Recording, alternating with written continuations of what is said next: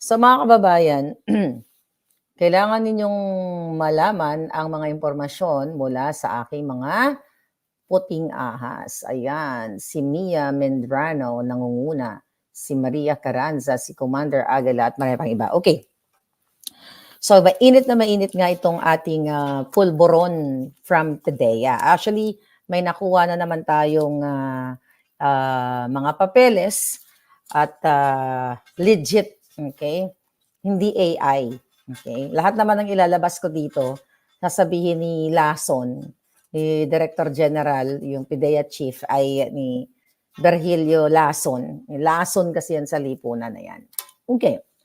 So mga palangga, dahil matindi ang panggigipit ng PDEA sa loob. Okay? Kaya naman, pinagtatanggal ngayon ang mga lahat na pinaghihinalaan or ginugurgur at tinatapon sa malalayong lugar na itong mga agent and lawyers.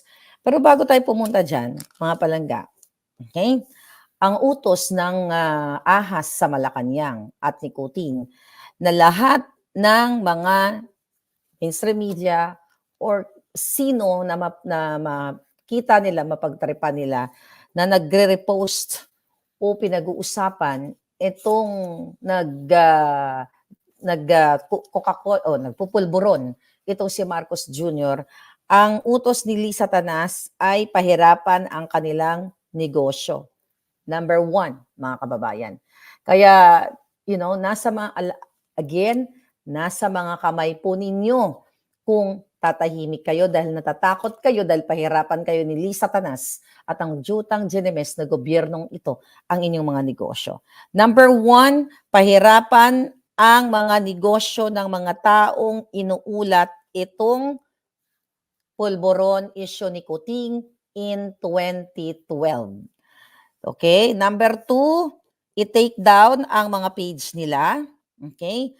Atakihin sa mga trolls. Okay? Another, nakalagay po sa listahan dito, silipin ang kanila mga taxes. Okay? Taxes ng mga kahit individual. Okay? Kahit mga individual na nagsasalda, silipin, kung walang makita, lagyan ng butas. Lahat ng negosyo ay silipin. See? Dahil gusto nilang what? Gusto nilang patayin ang issue sa pulburon test. Mga kababayan, binalikan natin. Okay? Dahil galit na galit ako, nag-rest lang ako mga palangga. Dahil, syempre, araw-araw boljakan, Sa sobrang, actually, kahapon pa natin to na ano yung informasyon na ito.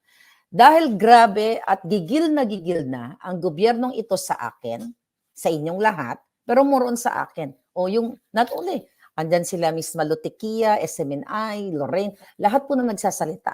Ma'am, kung naririnig ninyo ako, lahat po kayo, just be careful. Kung ako nag-iingat ako, mag-ingat din kayo. Well, obviously, ang SMNI, ginurgor nila matagal na. Okay, so yan ang marching order ngayon ng ahas. Mainstream media.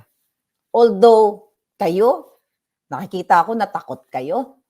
Pero my God, Diyos ko po, araw-araw na lang ba kayo matatakot sa ginagawa ng itong gobyernong ito?